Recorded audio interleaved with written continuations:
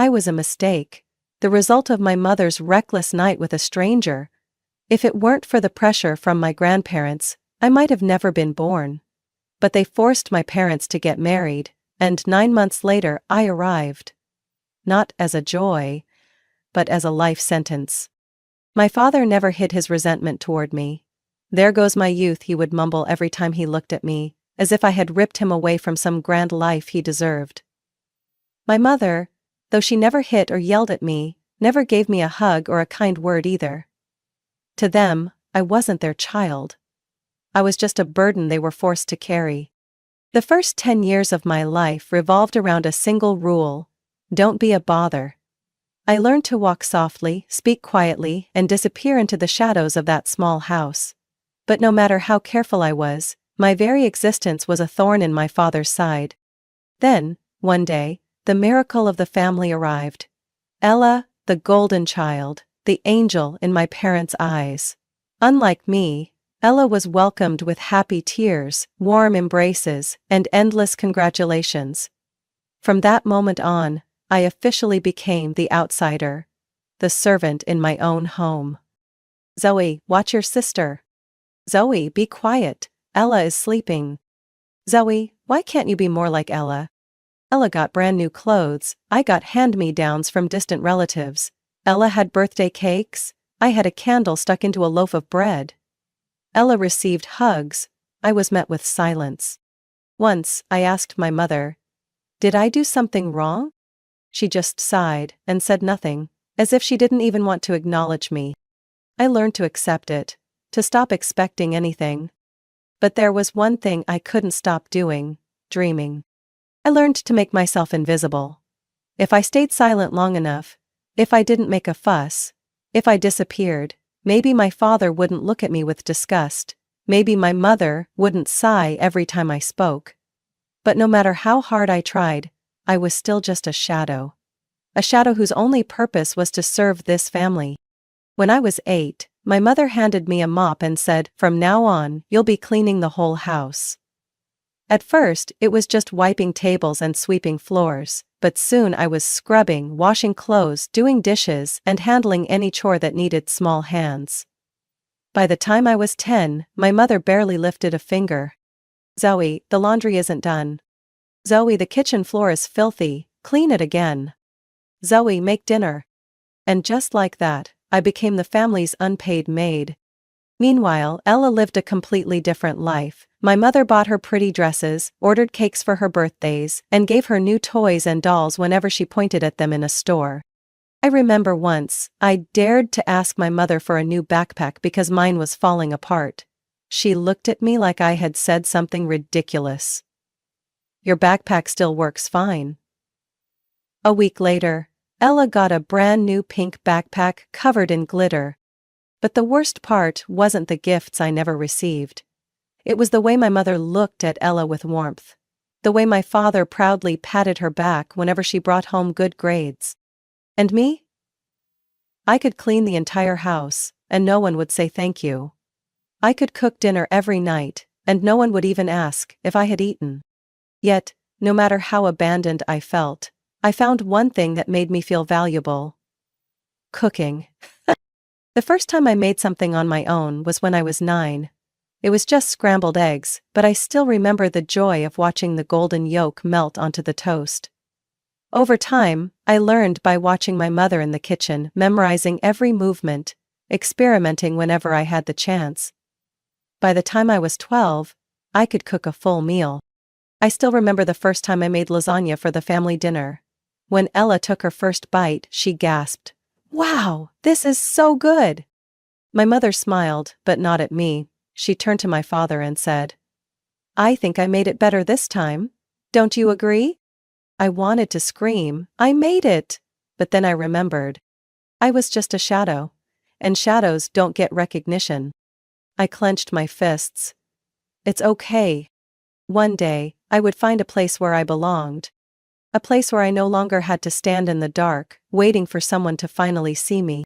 I always knew my place in this family. I was the responsible one, the invisible child, the outsider to their lives. But that didn't mean I didn't have dreams. I wanted to be a chef. Not just someone who cooked meals in the corner of a family kitchen, but someone who created dishes people would remember. I spent hours after school watching cooking shows, writing down recipes, experimenting whenever I had the chance. I imagined one day, I would open my own restaurant. A place where people came because they loved the food I made. A place where I was no longer just a shadow. But when I dared to say that out loud, all I received was mockery. Open a restaurant? Who do you think you are, Gordon Ramsay? My father scoffed, shaking his head. Restaurants go bankrupt faster than you think. People might try your food once and forget about it the next day. Zoe, be realistic, my mother added, her voice as if I had just said I wanted to go to Mars. Why don't you get a normal job, accounting, secretarial work, teaching, something stable? And then, as always, Ella drove the knife in deeper. You could work at McDonald's. They need people who can cook too. They laughed. I clenched my teeth, swallowing the humiliation. I didn't know why, but despite their mockery, my father still agreed to pay for my culinary school. But he made it clear, this is all you're getting from me. Don't expect anything else. The house, the savings, everything goes to Ella. I should have felt hurt, but instead, I felt relieved. I didn't need anything from them. I just needed a chance. And I was about to get one. Culinary school was the first place in my life where I felt like I truly belonged. No one ignored me or compared me to Ella. There, talent was measured by the food you created, not by your last name. I stayed up late practicing, mastering knife skills, understanding flavors and how they blended. For the first time, I felt like I had value. I dreamed that after graduation, I would find a stable job and slowly build my own restaurant. But that dream crumbled quickly. No savings, nowhere to live. I had no choice but to go back home. And the moment I stepped inside, I knew nothing had changed. Zoe, you're a chef now, right? My mother's voice had a suspiciously cheerful tone. That means you'll be cooking every day from now on. You don't have anything more important to do you?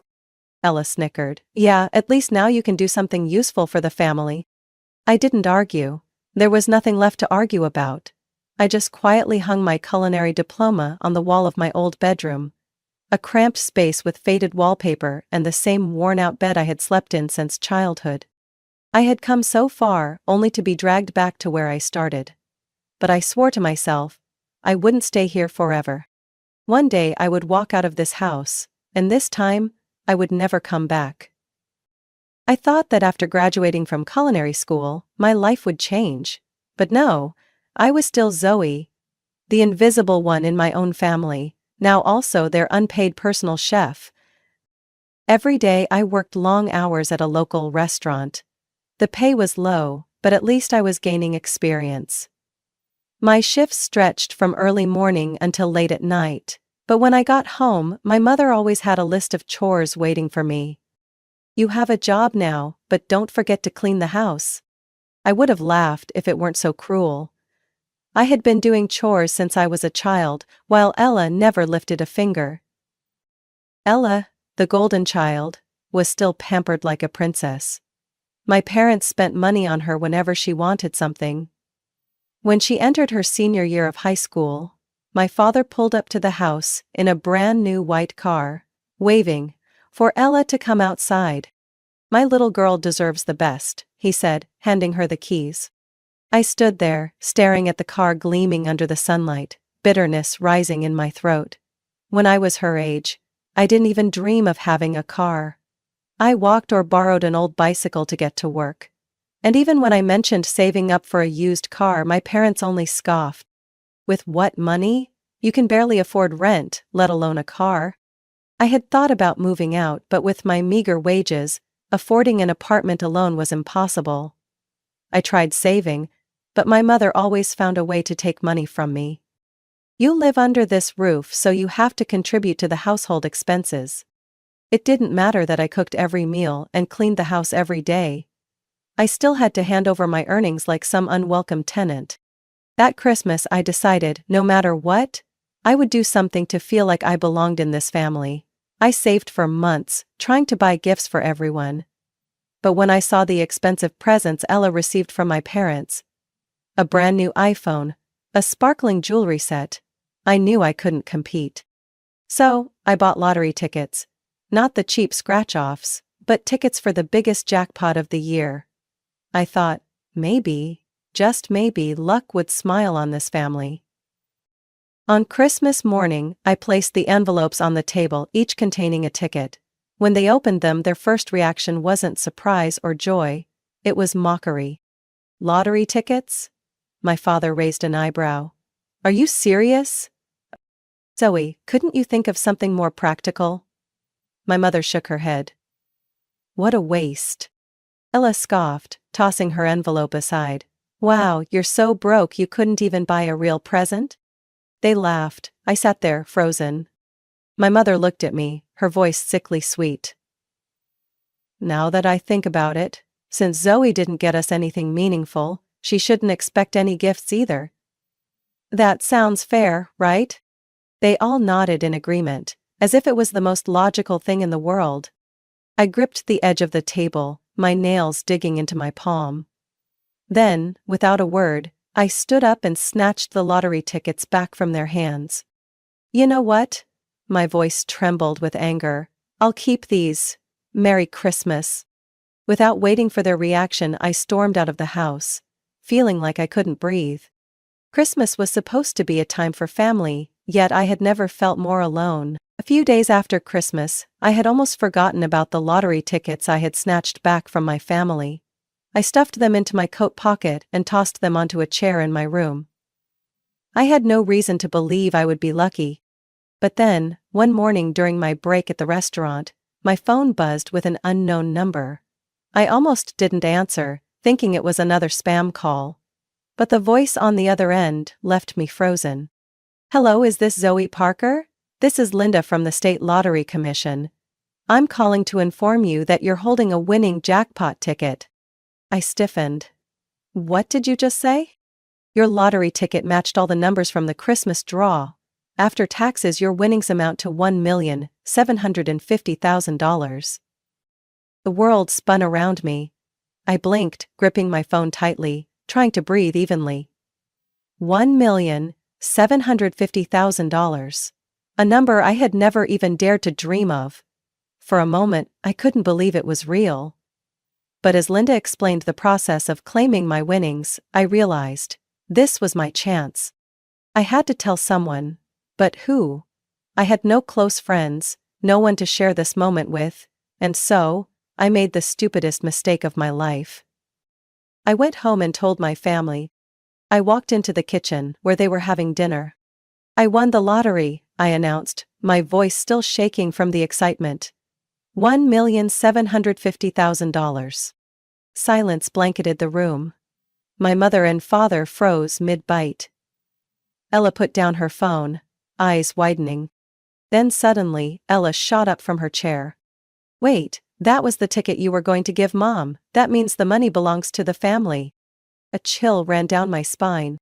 No, you all didn't want them, remember? I took them back.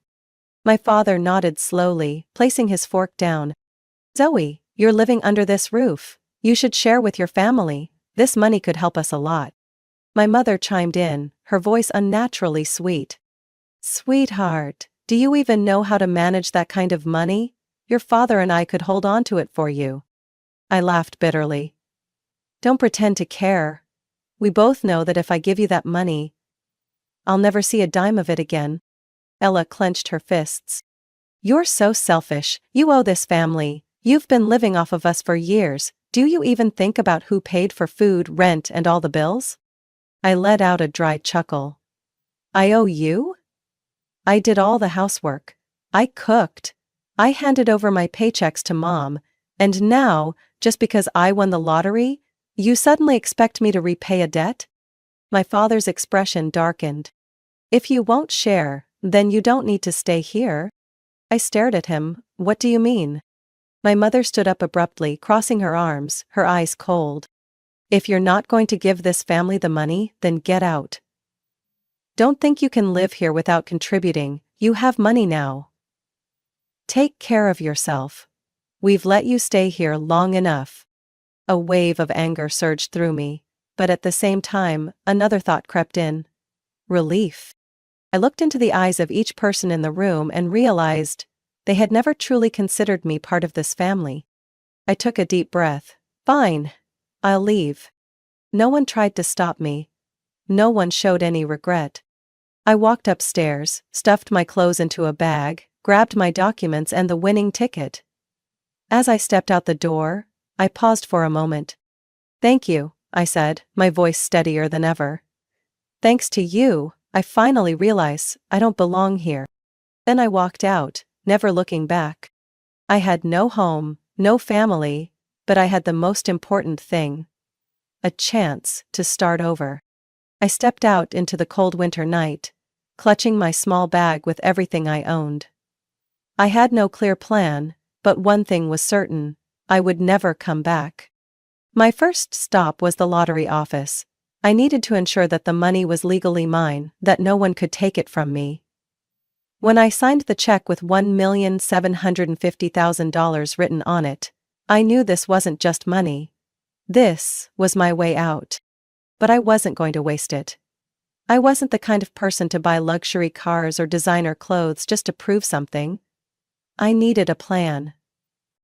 I rented a small apartment on the outskirts of the city, not too expensive, but enough to finally have my own space for the first time in my life. For weeks, I spent hours in front of my laptop, researching everything about opening a restaurant: real estate costs, business permits, food suppliers, staffing, marketing strategies. I knew that if I wanted to succeed, I couldn't rely on luck. I had to be strategic. After days of searching, I found an old building in the heart of downtown. It had once been a restaurant but had been abandoned for years. The air smelled of mold, and the floors were cracked, but I could see the potential. When I met the landlord, he chuckled. "You want to turn this place into a restaurant? Well, good luck with that." But I didn't need luck. I needed hard work. I hired contractors, renovated the space, chose every tile, every light fixture myself. I didn't just want a restaurant. I wanted it to be a home for people who loved food, a place where customers came not just for the meals, but for the experience. 3 months later, I stood in front of the gleaming glass doors of Zoe's Table. My first restaurant, my name on the sign. Opening day was the most terrifying moment of my life. I didn't know if anyone would come, if they would like my food. But when the first customer walked in, placed their order, and then smiled after the first bite, I knew I had done it. Day by day, more customers arrived. People started talking about the small restaurant where the chef personally crafted every dish with passion. I created signature recipes, hosted food events, used social media to spread the word. From one small restaurant, Zoe's Table became a sensation. A year later, I opened my second location. 3 years later, I had my third. I, Zoe Parker, the girl once cast aside by her own family, was now the owner of a thriving restaurant chain. And I was just getting started. 3 years later, I was sitting in my office at Zoe's Table's third location, focused on reviewing financial reports, when my phone rang. An unknown number. I hesitated for a moment before answering. "Zoe?" A familiar voice rang through the line, sending a chill down my spine. "Ma." I hadn't heard her voice in 3 years. No messages, no calls, and now, out of nowhere, she was reaching out. Something must have happened. "What do you want?" I asked, my voice void of emotion. She sighed, as if burdened by some great trouble. "It's Ella. She's in trouble, Zoe. She lost her job, was caught stealing, and now no one will hire her. She's drowning in debt. The family is struggling. We need your help." I closed my eyes, taking a deep breath to suppress the wave of anger rising inside me. "And you thought of me. I thought you kicked me out. I left, and we have nothing to do with each other anymore." "Zoe, she's still your sister."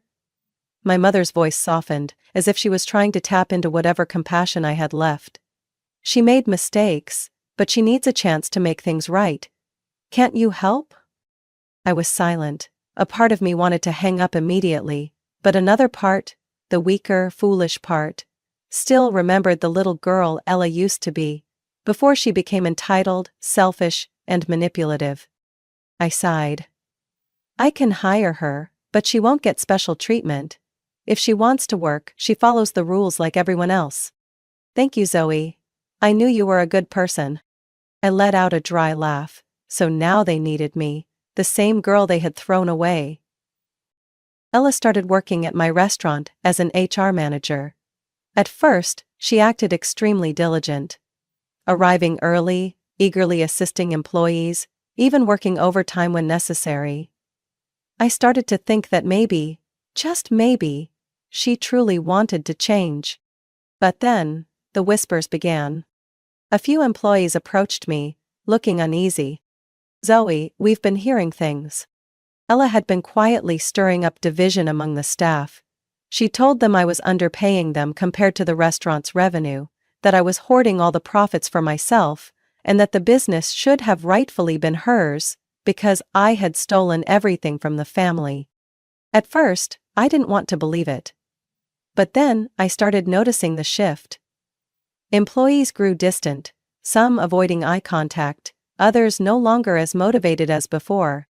Then, one day, my head chef Marco pulled me aside. Zoe, you need to know this, he said in a low voice, his expression serious. Ella has been stirring up trouble. She's telling staff that if we go on strike, you'll have no choice but to raise wages or shut the place down. A slow burning fury ignited within me. I had given her a chance. I had let her back into my life. And she had stabbed me in the back. But I wasn't the old Zoe anymore. She was about to find out exactly who I had become. I clenched my fists. Don't worry, Marco, I know what to do. I thought Ella was just causing trouble, trying to damage my reputation. But then, late one evening, Jenna, my financial manager, walked into my office, her face pale. Zoe, we have a problem. I looked up from the ledger. What is it? We're missing $7,500 this month. The cash disappeared from the safe with no record of withdrawal. I felt a jolt of disbelief. Does anyone else know? I asked. Jenna shook her head. I only just discovered it after double-checking everything. But Zoe, only a few people have access to that safe. You, me, Marco, and... She trailed off, but I already knew what she was about to say. Ella. I couldn't jump to conclusions based on suspicion alone. But I also couldn't let this continue. If someone was stealing from me, stealing from my employees, they would be held accountable. So I quietly installed hidden security cameras around the safe and the accounting office. 4 days later, late at night while reviewing the reports, I got an alert from the surveillance system. Unusual activity detected in the accounting office. I clicked on the live feed, and there she was. Elle. She slipped into the room, glancing around to make sure no one was watching, then opened the safe. Her hands moved quickly, stuffing wads of cash into her purse. I held my breath, watching the scene unfold. There was no mistake. I had given Ella a second chance. And she had betrayed me again. The next morning, I called the police. When they arrived at the restaurant and asked for Ella, she panicked, trying to act innocent. What? What are you doing? I didn't do anything.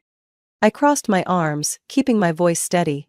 I have evidence. The cameras recorded everything. Ella's face turned pale. You wouldn't do this to me, would you? I looked her straight in the eyes. I will. The police handcuffed Ella in the middle of the restaurant, in front of employees and customers. Less than an hour later, my parents barged into the restaurant, their faces filled with rage. Zoe, what the hell do you think you're doing? My father roared. You called the police on your own sister? My mother stood beside him, tears streaming down her face. She just made a mistake. Did you really have to be so cruel to your own sister?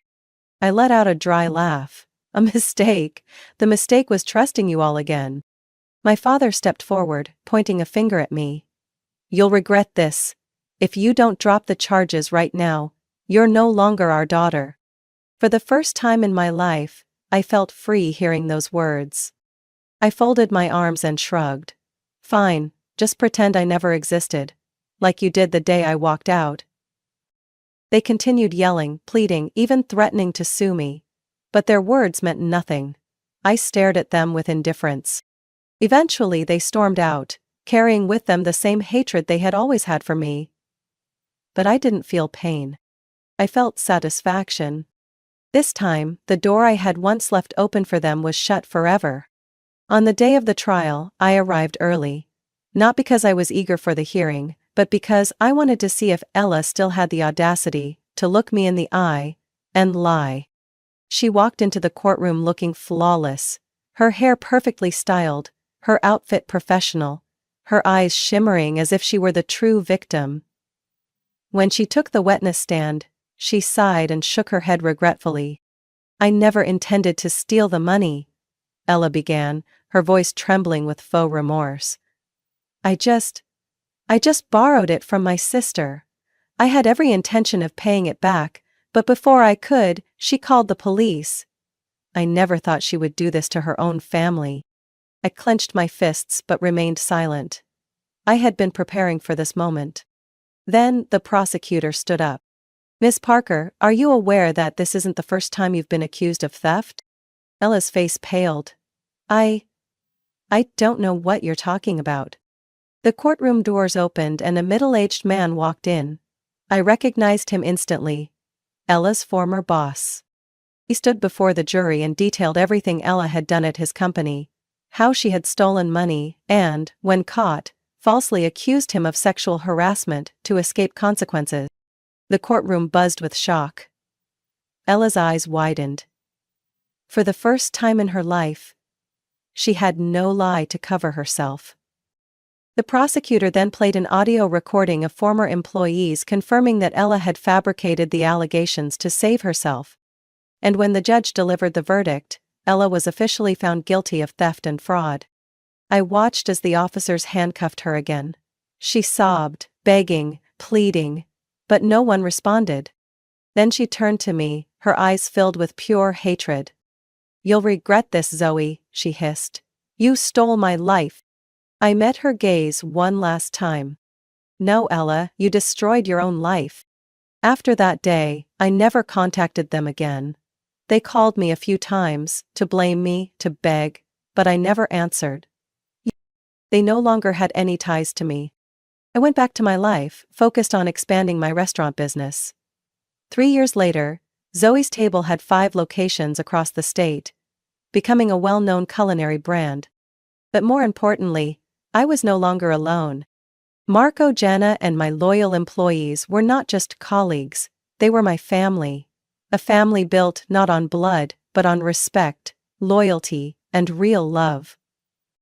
I had once been Zoe, the forgotten girl, the overlooked one, the outcast. But now, I was Zoe Parker, the woman who built her own future and would never let anyone take it from her again. Zoe's story is not just a personal journey, it's a reflection of a harsh reality. Many people are undervalued and taken advantage of by their own families, yet they still rise above it. This story is a reminder that family isn't always a place of love and safety, and sometimes, cutting ties with toxic relationships is the only way to find true self-worth. Success isn't about luck, it's about perseverance, determination, and believing in yourself.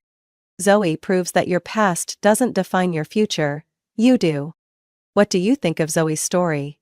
Have you ever faced a similar situation or known someone who had to fight for their own worth? Share your thoughts in the comments. And don't forget to follow this channel for more powerful real-life stories about family and life.